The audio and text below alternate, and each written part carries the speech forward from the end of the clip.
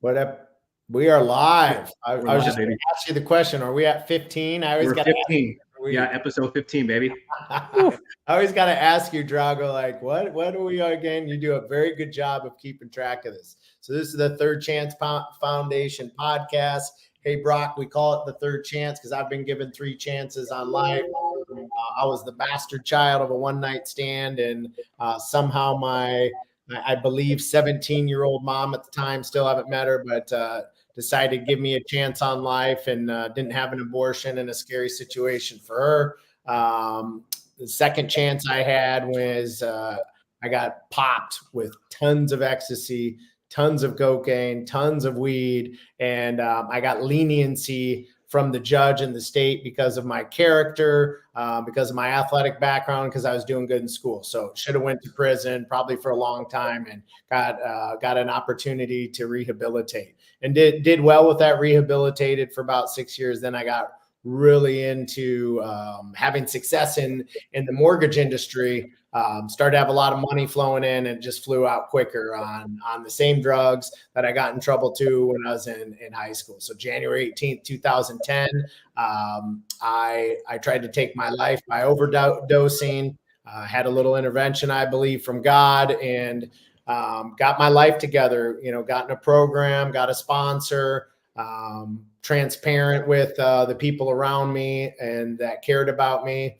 Met my wife, got Christ back into my life, and just was given three chances. So that's why we call it the Third Chance Foundation.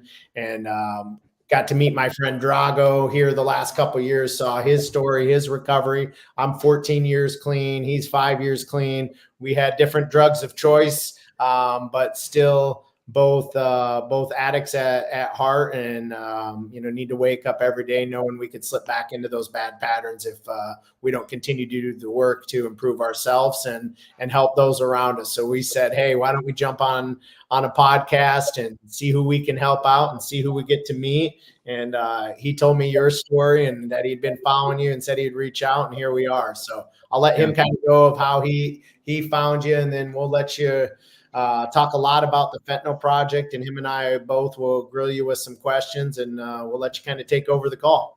Let's go. I love it.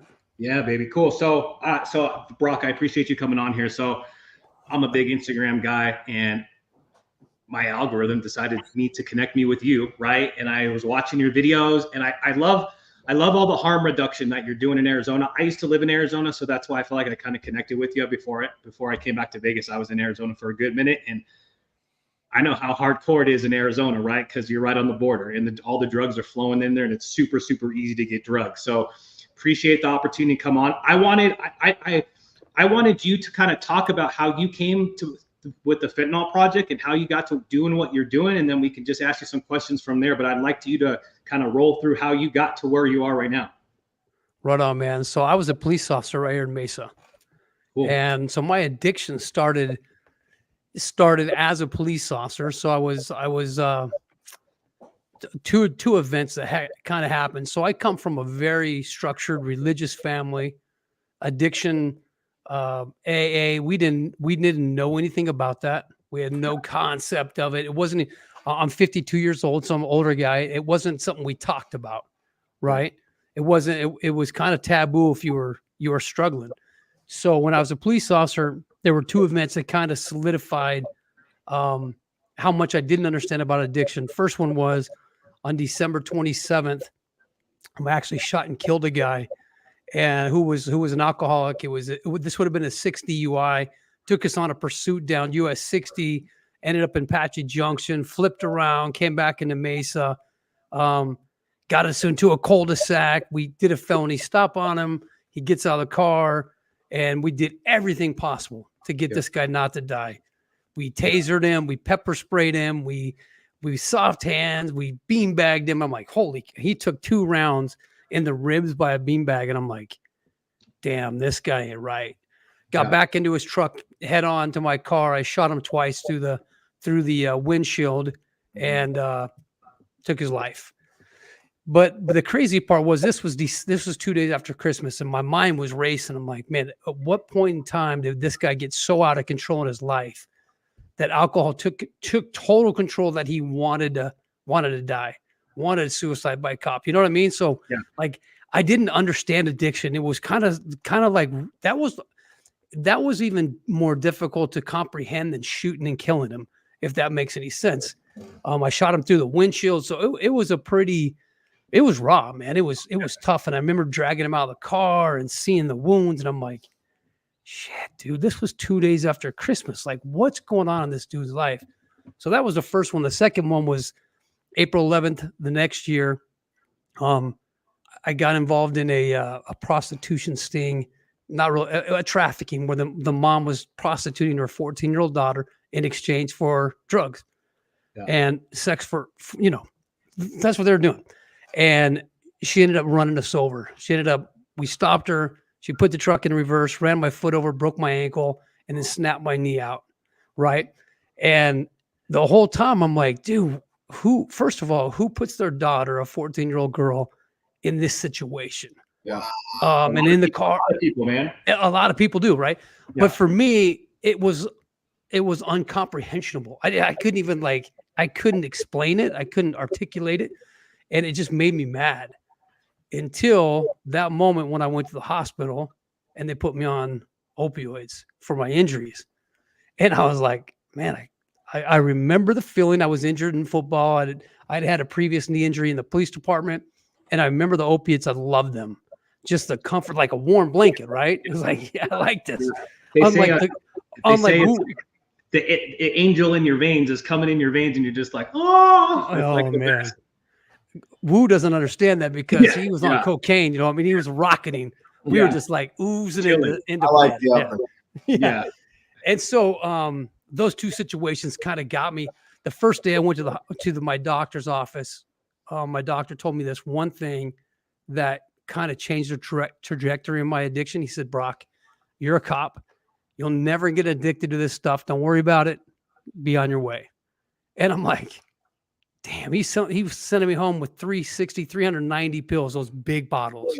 Damn. Right? And I'm like, hey, I can't get addicted to these things because I'm a cop. So it's carte blanche. And I noticed that the more pills I took, the better I felt. So that's kind of how my addiction started. It took me 10 years to get off.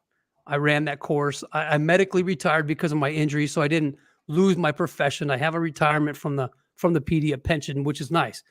But I started losing my way, man. When you go from living a life of like Nitro Circus, and I was working undercover, and to being retired, your identity's gone. Just like Drago, I don't know about you, but if today you lost your opportunity to make money in what you currently do, and you wake up tomorrow, you'd be looking around going, dude, whoa, who am I? Like, I was this guy.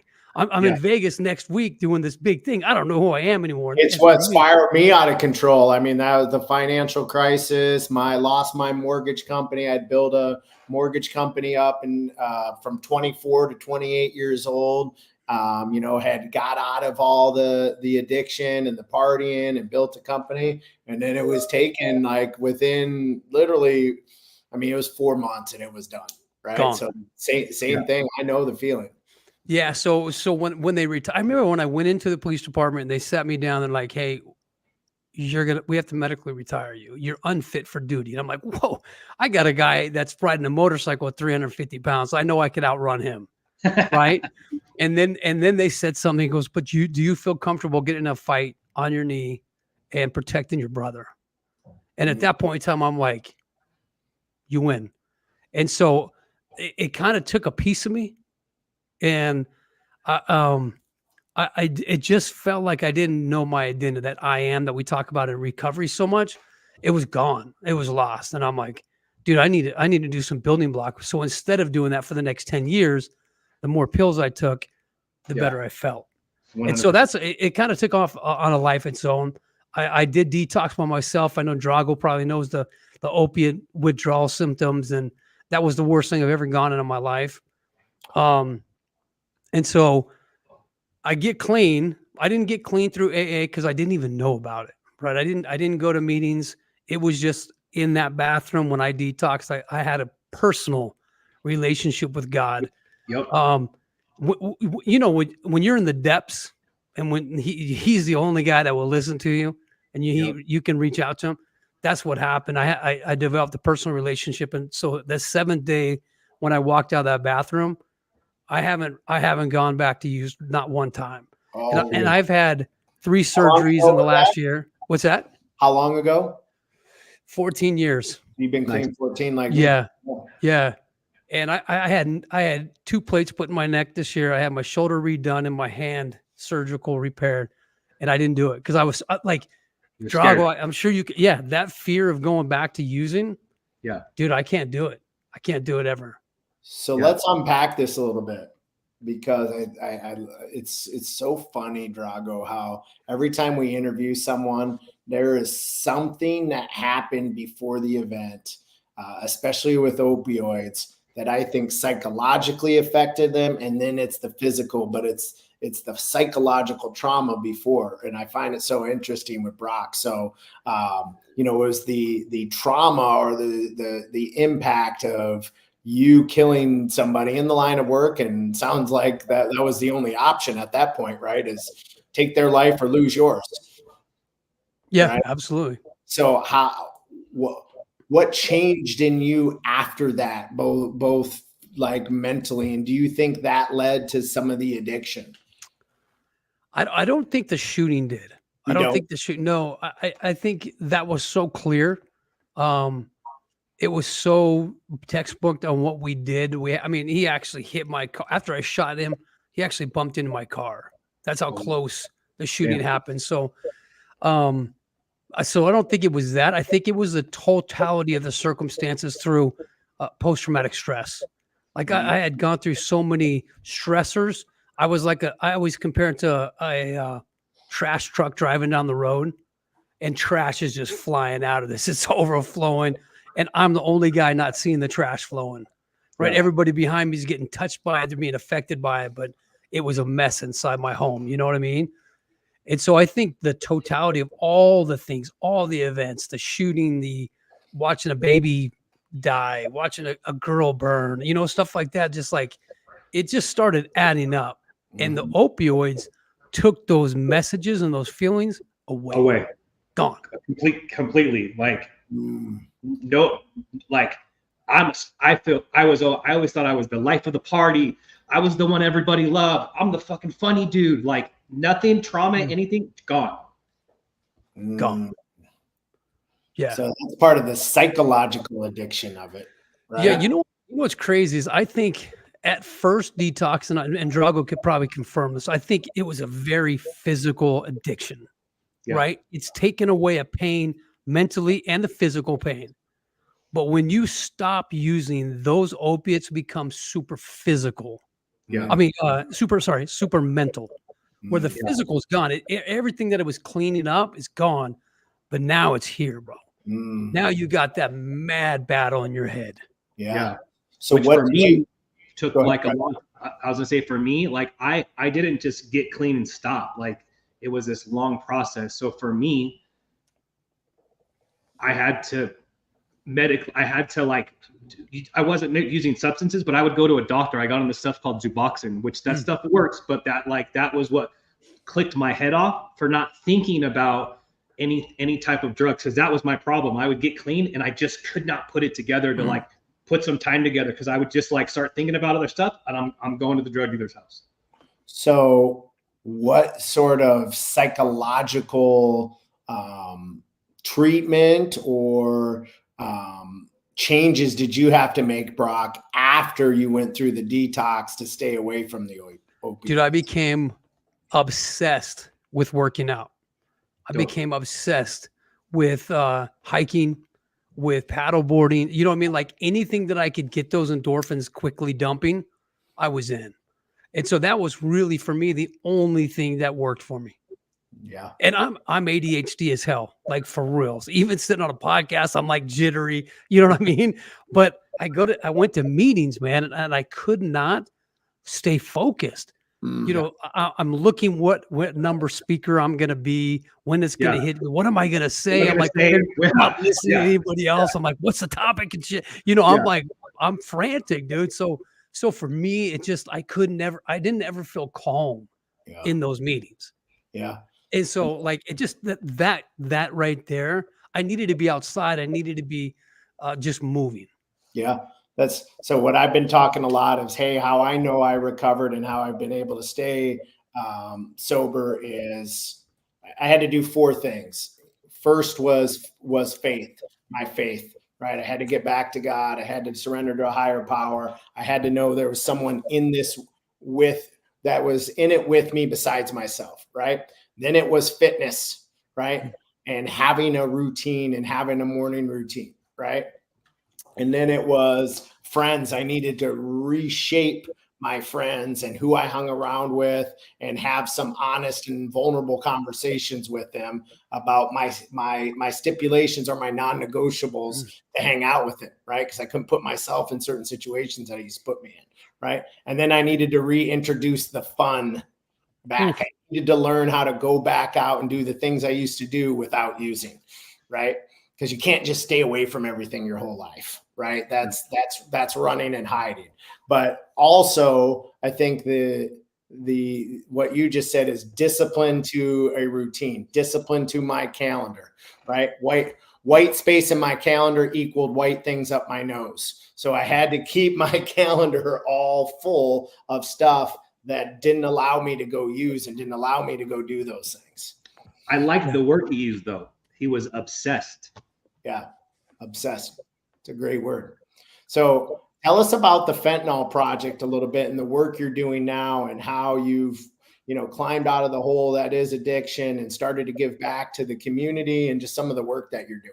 Yeah, I got to attribute the Fentanyl Project to a kid named Derek Montgomery. I was working for a playground company. I was driving around in the valley a ton. I'm in East Mesa, and I see this young man, an 18-year-old Derek Montgomery, sitting on a curb. He had his bags packed, and I'm like, what's going on here? And I had that feeling, hey, go talk to that kid. And I'm like, come on, God, I'm not turning around. You're not gonna hit me like that today. Come on. And he's like, yeah, go talk to him. I'm like, oh my gosh, whatever. So I flipped around and I pull up to the guy, and I'm like, dude, I can see myself in this kid. I'm like, what is going on? So I'm like, hey, brother, what's going on? He's like, I'm struggling with addiction. My parents kicked me out because of my usage, and I don't know what to do. And so I just sat and talked to this kid for 10 minutes and just gave him all the strength and hope that I had. Like, hey, man, I've been where you're at. I'm in recovery. I know there's some days that seem dark and you can't get out, but I promise you. And I left. I went home, right? And I got home. My wife's like, hey, Brock, I told her a story. She's like, that's an amazing story. Why don't you post it? Why don't you post it on Facebook in case his family's looking for him? I'm like, that was not the purpose of the take 10, right? The 10 minutes out there. She's like, no, you should post about him. I'm like, okay, my wife's telling me to post. I better do it. So I literally post a story, and within an hour, his dad reaches out and said, that's my son, Derek. I'm looking for him. Could you please help me find him? So we were able to get him to the area, and he found his son, and today he's sober. Wow. Right. And so it wasn't purposeful. It was a godsend, right? It was Derek being in the right place. It was me listening. And so from there, I'm like, man, I do have a message. I do have a story. So in my job, I'm going to start going around and talking to people. And as I started doing that, I'm like, hey, these guys all have needs. So I started loading the back of my pickup truck with blankets and tarps and water bottles, just the necessities. And next thing you know, I got a guy saying, hey, I see what you're doing. I love what you're doing. Can I buy you a van? And I'm like, he goes, I want to donate a van to you. I'm like, okay. So he donates the fentanyl van to us. And dude, it just started blowing up from there. Honestly, I take 2 hours a day and I go dedicate 2 hours to helping the community. And so what you saw, Drago, were the videos. And my intention was never to record the videos and post it, but everybody says, will you please post that video? Will you please share? Because I want people to see what I'm going through. Yeah. And so I started doing it, man. I always ask permission. I always, I try to do nothing to disrespect them. And my goal is to educate. I mean, News Channel 12 called me up this morning right before you guys. They rolled out with me and hung out. And they're like, dude, we don't see this. Like what you're seeing and what you're explaining, the public doesn't see. Because, of course, on TikTok and Instagram, you can't post. Most of the stuff you record, you can't post because it's too volatile. It's too like in your face. And so we're very cognizant about this. So that's how the Fentanyl Project started. And our goal every day is to go out and just give service, man. That's insane. What is some of the, like, what do you see that's repetitive and maybe a type of person or a common story? You mentioned PTSD, and I know so many of our military men and women struggle after they come back from war, and a lot of them get into opioids or a different drug, and it seems to stem a lot from the PTSD. Do you see those patterns, and is there a typical pattern that you see when you're out on the streets and working and caring and serving? 100%. What is it? Trauma. Absolute trauma. Every single and I usually try to ask him that. I'm like, hey man, what is it? Are you hiding pain? Are you masking like physical pain or mental pain? Is it trauma you're dealing with? And every one of, I mean, I have like 1% of people just like, hey, dude, I love to be high. I just like being high because I think Drago and I understand it. With an opiate, it was okay. I loved it, but you only love it for so long because you're just chasing it. I absolutely see. It's a comfort, man. It masks everything and takes away all that pain. And so I would 100% say that it's trauma induced. Wow, you made a good point. You said comfort, like thinking about it, like it kind of was like a blanket, right? Like masking the trauma. Like I had this blanket I knew I could just take, and I didn't have to live life on life's terms, right? Like I just could do it. I didn't have to think about that. So that's crazy that you said that comfort. So what are some of the treatments out there, and what are they doing in Mesa to help this problem, if anything? Do you feel it's getting better or worse? And start with that, and then I got a follow-up question. Yeah, I think it's getting worse. I think the level of uses, when you have a pill that can keep you high for 4 hours, that costs 25 cents. It's hard to run from. You know what I mean? Like, Drago, how much were you? Fentanyl is 25 cents. 25 cents. Drago, what were you paying? $30 a milligram? Or I was paying $1 milligram. So I was $1 milligram. So 30. Yeah. And I was taking like 480 milligrams a day. Yeah. So you're starting to run into some big ticketed items. Yeah. Right. And you're doing this for a long time. Someone's finding out. Yes. But at 25 cents, dude, you're buying a boat. You could buy a boat and you say fentanyl is the only drug that's always for sale. And let me explain that, which is crazy. Back in the day, if you got cocaine, would you go home right away and use it, or would you try and go sell it? It was personal use, right? Probably more likely than not. Yeah. I'd usually wait though until like, hey, Friday night, or I'd go get my supply on like a Wednesday and maybe enjoy a little bit, but not get into it too much. It was a Friday, Saturday night type of thing until it became a habit and an addiction, right? But that's how it started, right? It was just partying and fun time with friends, and being able to stay up till 7 a.m. and continue to drink and keep the party living. Yeah. So fentanyl is always available. You can find it anywhere. Yeah. And when I tell you it's the only drug you can buy anything with it. Dudes are talking about, hey, I need a gallon of milk. Can you buy me a gallon of milk? Yeah, trade me a pill.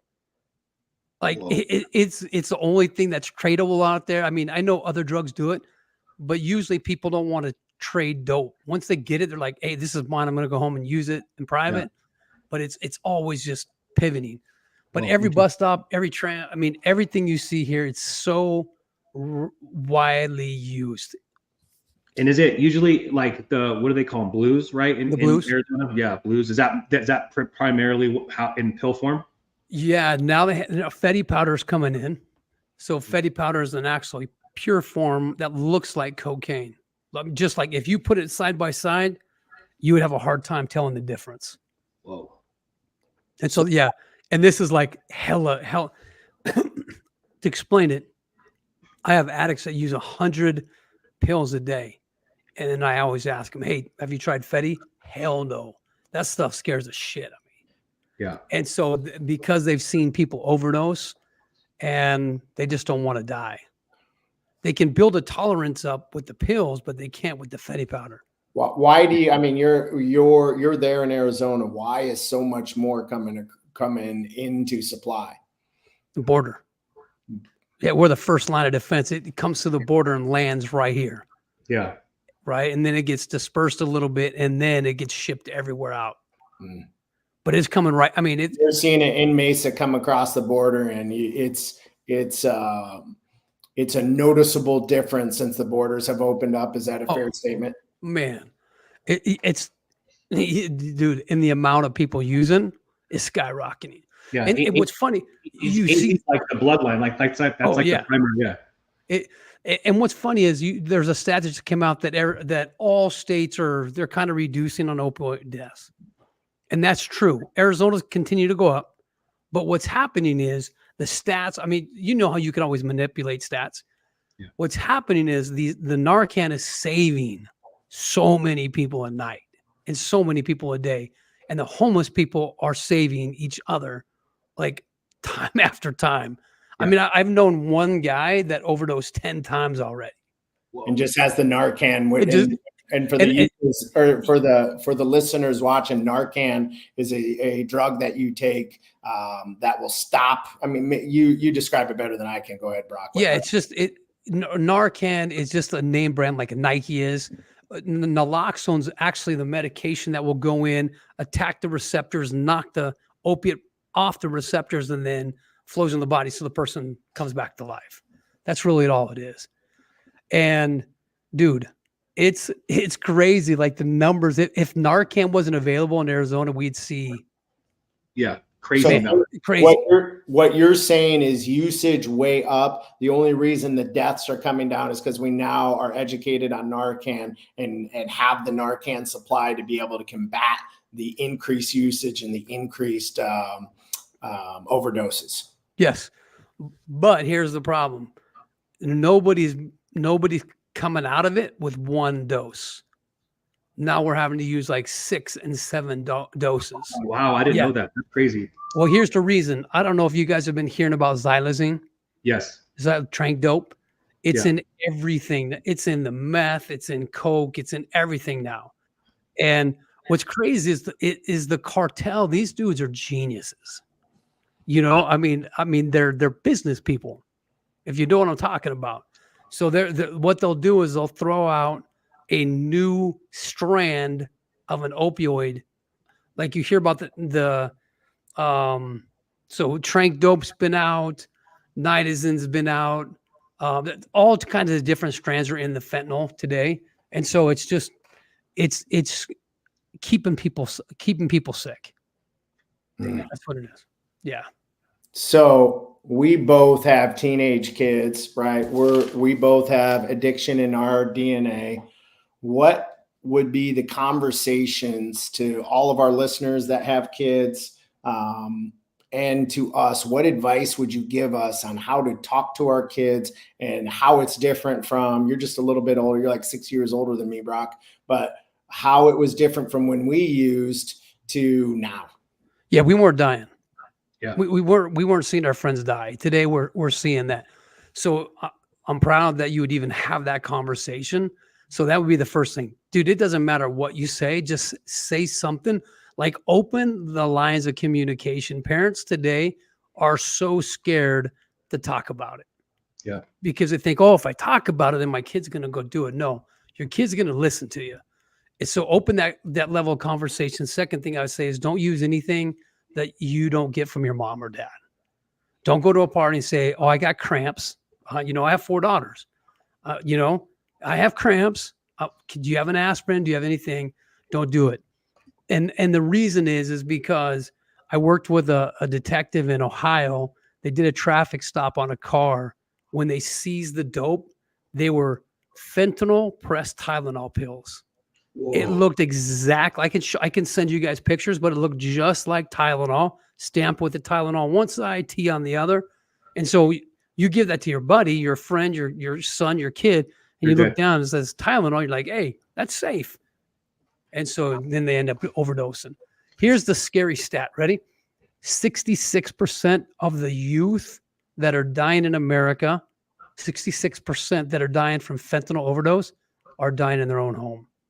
Shit. Yeah. So No way. yeah, imagine the trauma. So the kid takes a pill, he goes home, he's like, oh man, I'm not feeling good. I didn't want to do it at the party, but I'm going to do it now. Takes it. Who finds that kid? The parent. Parent, a brother, a sister. Yeah. And so that's the scary stat is the trauma just doesn't end with that person dying. Yeah. Yeah. So go ahead, Drago.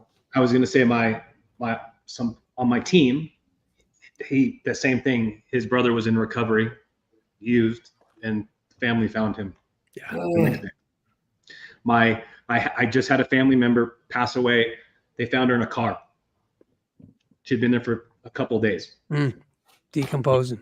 Yeah. So I don't want to get political on here, but I've said it over and over again. Like I don't.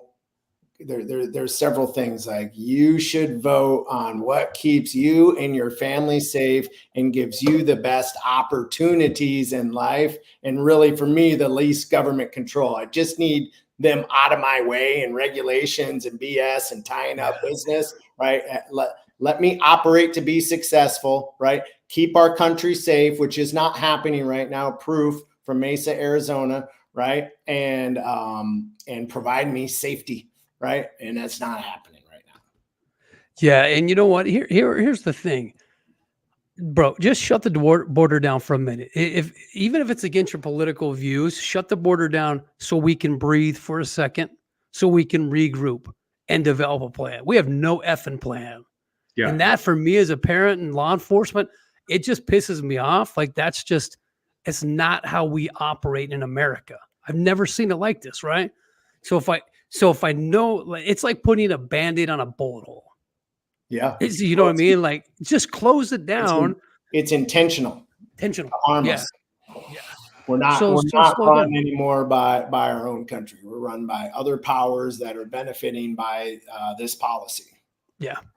Man. So what would those conversations look like with your daughters, or do they look like? Bro, I am 100% honest and open. They see everything. I show them the videos, and I don't show them to scare them, but I show them, hey, look, this lady 2 months ago was a nurse. She's no longer a nurse. She lost both of her vehicles. She lost her house. She's divorced. Yeah. Right. This is what I want you to see, the fall in this. And so if you decide to go this way, these are the results that possibly are going to happen. You know, there's some of us like us right here that were success stories, but we're an anomaly. You know what I mean? We are an anomaly. There are not a lot of dudes that are coming out of this and sharing their story. Yeah, that's true. How do you feel about like, so there's a website, oh my God, I can't think right now. Anyways, you take a test, they educate you, they send you Narcan, they send you test strips. So my question is on that, like, I just feel like anybody, addict, non-addict, should be educated on Narcan, naloxone, right? So like, I have it in my house. I've had, like, my teenagers, I've had this conversation, same thing. If it's not coming from mom and dad, you don't take them, but I can't stop them from not making that decision.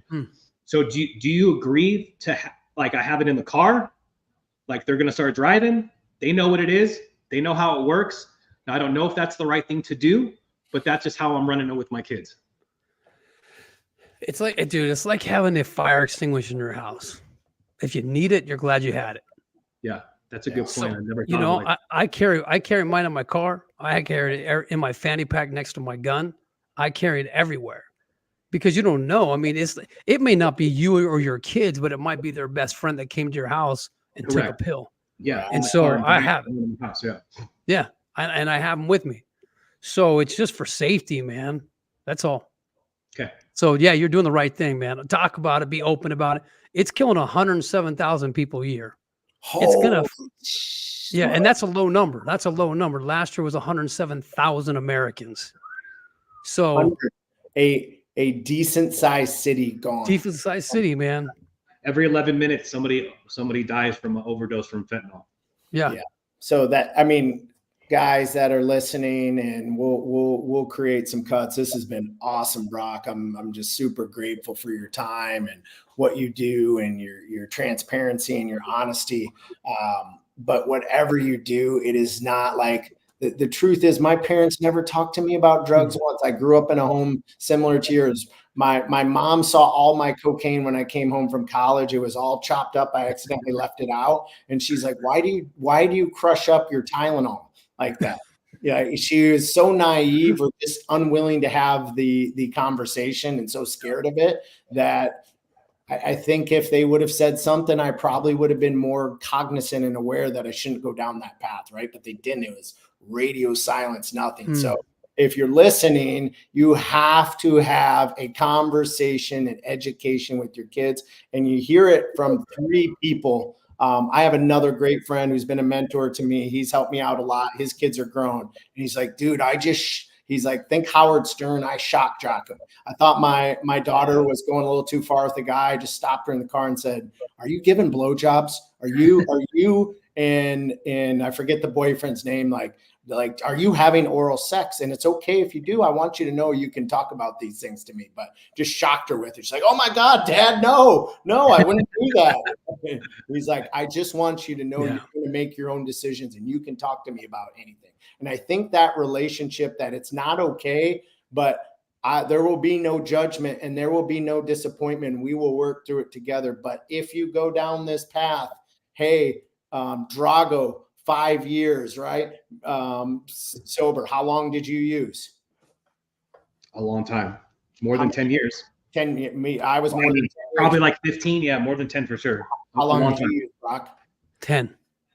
So we all had double. It's 10 years of misery, right? 10 years of misery from trying that first hit. And the difference is, honestly, none of the 3 of us, when we were using, were probably going to die from it. Right. The only way I was going to die from it is intentional. Right. Today, it just takes one freaking time. And it doesn't even, as Brock said, it doesn't even take your kid wanting to do the drug. They could think it was Tylenol. Right. And you could have a dead child on your hands. So these conversations and education and transparency and bluntness and directness is so important, probably more so than ever before, because of the epidemic that we're facing at the border, because of it just trickling in. And it's everywhere. It's just not at the border towns. I'm from Chicago, and Iowa is where I've lived most of my life. It's all over up there too. It's that nowhere is safe from fentanyl, and no school system and no kids, nobody is safe from it. So tell us a little bit about,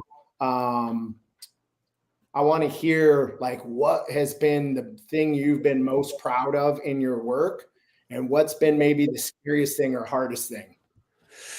Oh, man, good question. The scariest thing. We had a gun pulled on us a couple of days ago. That was a little scary. We were unprepared for it. Struggling with some mental health issues, and a gun gets pulled. So I think just the overt act, it was a little nerve-wracking.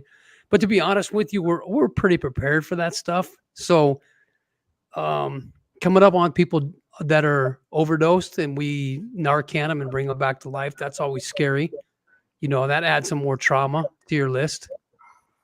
The most success is when we are able to grab a guy or a woman and get them right into a center, right into detox, right? And what's cool is we're allowed to work with them through it.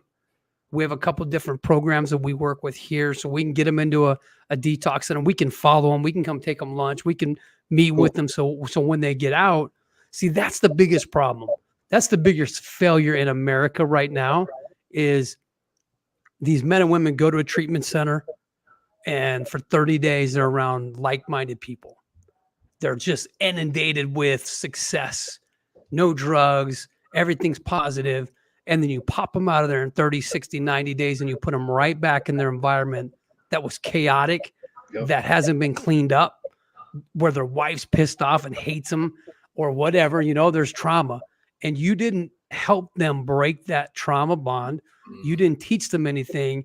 And then as soon as they get home, within 2 days, they're back to using, because there was no aftercare, right? There's no continuing to support that person. So they go back and do what they did. And that's also how so many people die, right? Because they go back, they get some sober time, they go back, boom, right to taking the drugs, and they're taking the same amount of drugs they were taking before. They went into rehab, to detox. Yeah, it's a progressive disease, right? Yeah. A mental and physical addiction that is a response to trauma. Yep. Yeah. 100. That's what I heard today. How can we help you? Tell us a little bit of how we can and our listeners can help you and support the Fentanyl Project. Yeah. First of all, the best support is come with us. If you have a chance to jump in the van and come out and see it, we always like that. If you're in Vegas and you can't do it, we have an Amazon link where you can go on and purchase things for people. It's in our link tree on Instagram and TikTok. We have some donation buttons on there. Cool. So, and all the donations go right to the streets, right back to the individials that are needing it. Awesome. Cool. I'll post the Amazon. I will be splashing on you today for a donation, Brock. I love your work and what you're doing. Thanks, brother. It's just amazing to have that servant's heart. It's funny. I was running a meeting today, and a couple people said, "Hey, what makes you most happy?" I had my daughter in here yesterday shadowing me, right? And they're like, "Is it seeing your kids grow up?" I'm like, "It's not. Like, I love them dearly, but I know I'm a damn good dad. I know like they are taken care of. They're provided for. They're protected. I have that locked down. I don't need any work on that. I'm an excellent." What really gives me the most joy is serving people that need the help, getting people out of addiction, pointing them, educating them with this podcast. There's been so many people that have reached out to Drago and I, just said, listening to you guys is what helped me get back into meetings or find a sponsor. Like, honestly, that's the most joy I get in my life. And it sounds weird to say it's not my wife and family, and I love them dearly, but there's just something about serving people that need our help. Well, that's what it's about, right? That's your 12th step. That's what it's about. Giving back to what, that's it, dude. You're doing it. And that's the greatest joy any of us can have. Amen. So we will post comments. In our comments, we will give you guys some opportunities to donate, some opportunities to buy some supplies for the people that need it in the streets of Mesa. Drago, why don't you take us out and ask any final questions you had? Yeah, man, I appreciate it, Brock. Appreciate you coming on. Again, the reason we do this is so if you are watching and you do want to get help and you do need somebody to talk to, or you need a phone call, like, we're always available. I say it every episode. I'd rather take a phone call from you at 3 o'clock than go to your funeral. Like, we're doing this because this is what fills our cup up, and we want to be able to serve you. All of our information is going to be below. Brock, I'll post all the Amazon links below to help donate. And I'd love to connect with you next time I'm in AZ too. That would be super cool. Like, you're cool. We could be total friends. I don't really have any other questions for you, man. I feel like you hit everything on the head. I appreciate you taking the time to come on here and pour into us and share with us. And like, it's awesome, dude. I appreciate you guys, man. Seriously, much love. Continue what you're doing. This is great. Yeah. Awesome. You have any other questions? You've been amazing. No, man, just your story is unbelievable, from protecting the streets of Mesa as a police officer. And we always stand with our servicemen and women and those that protect our streets. So thank you for your work there, and just thank you for everything you're doing. Your story is super inspiring, and will keep me motivated and going and serving. So just thank you for sharing your story. Right on, guys. Appreciate it. Appreciate it. All right. Later. Later, guys.